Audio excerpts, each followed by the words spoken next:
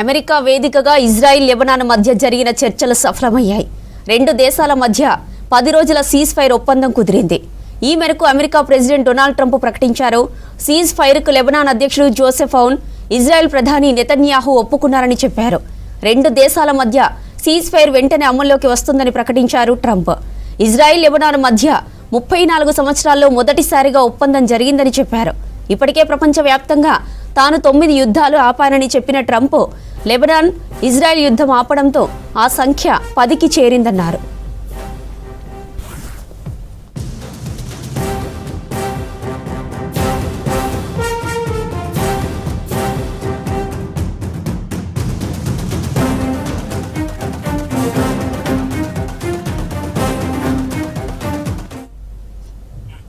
America వేదికగా Israel Lebanon మధ్య జరిగిన చర్చలు సఫలమయ్యాయి.